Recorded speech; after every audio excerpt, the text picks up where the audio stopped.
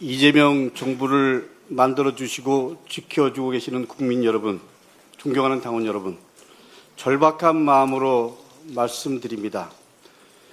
분명히 말씀드립니다. 선호투표제는 당원 당규 위반이 아닙니다. 당원이 정한 결선투표의 한 방법입니다. 더불어민주당 당원 25조의 핵심은 이겁니다.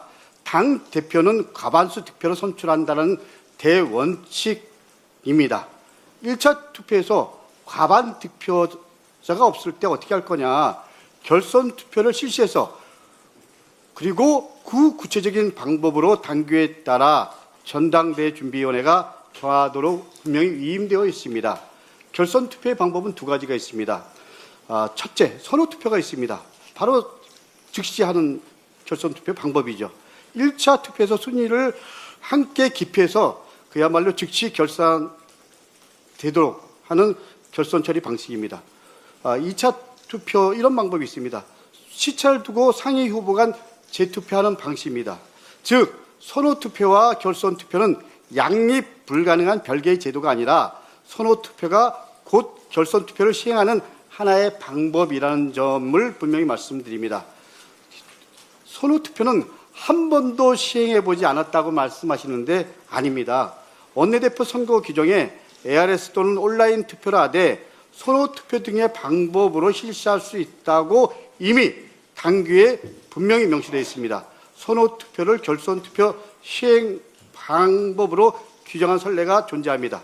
국회의장 후보 경선 때도 같은 방식이 실제 적용한 바가 있습니다. 25년 당무위 의결로 당대표 선출 방식으로 이미 의결됐습니다. 작년 임시 전당대회에서 후보자가 3분이었다 그러면 그대로 선호투표가 시행되었을 겁니다. 자료를 보시면 압니다. 지난해 7월 2일 제11차 당무위원회는 순회 경선 일정과 함께 경선 후보자가 3인 이상인 경우 선호투표 실시를 당대표 선출 방법으로 의결했습니다. 여기 나와 있습니다. 여러분 이 자료에 보면 알겠지만 여기 나와 있습니다. 당원 제23조에 따라 당원 당규 유권 해석 권한을 가진 당무위원회가 이미 판단을 내린 것입니다. 그리고 그 회의의 서면으로 의결서를 제출하신 분이 43분입니다. 지금 문제를 제기하고 계시는 조승래 전 사무총장도 여기에 계십니다. 전 사무총장께서는 당시 받으신 서면 의결서에 선호투표 내용이 없었다고 말씀하셨습니다. 그러나 총무조정국이 작성한 공식 회의 결과에는 과반수 득표자를 당선으로 한다. 그리고 경선 후보자가 3명 이상일 경우에는 선호투표 실시라고 분명히 나와 있습니다. 본인 스스로 안건을 더 꼼꼼히 살피지 못한 불찰이라고 나중에 스스로 인정했습니다. 개인의 불찰이 기관 의결의 효력을 무너뜨릴 수는 없는 거 아닙니까? 그리고 그 의결에 따라서 전당대회가 준비되고 치러지는 동안 어떻게 보면 사무총장으로서 당원 당규 운영을 총괄하신 10달 동안 단 한 번도 조승래 총장은 문제 제기한 적도 없습니다. 그 규범을 직접 집행하시던 분이 이제 와서 그 규범을 위반이라고 하시면 지난 1년 동안 조승래 총장의 당무는 무엇이었습니까? 저는 묻지 않을 수 없습니다. 조문에 근거가 있고 그리고 절차가 진행 중이고 선례가 있고 본인이 그 의결에 참여했음에도 위반이라고 말이 계속 반복하는 이유가 뭡니까? 후보 등록을 앞둔 룰 세팅 국면에서 1년 동안 아무 문제가 없던 규범이 갑자기 위반이 되는 이유가 무엇입니까? 유불리 계산이 아니고서야 설명되지 않을 수 없습니다. 절차적 정당성을 말씀하시면서 정작 당원 당규가 정한 의결 절차를 막아세우는 것, 그것이야말로 규범을 무시하는 행태고 규범을 정치의 도구로 삼는 일입니다. 분명히 말씀드립니다. 선호투표는 특정인을 위한 제도가 아닙니다.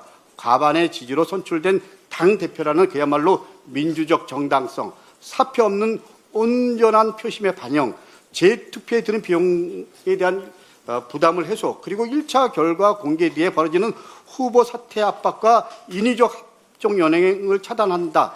이것이 선호투표의 효과입니다. 100년 넘게 이 방식으로 하원의원을 뽑는 나라도 있습니다.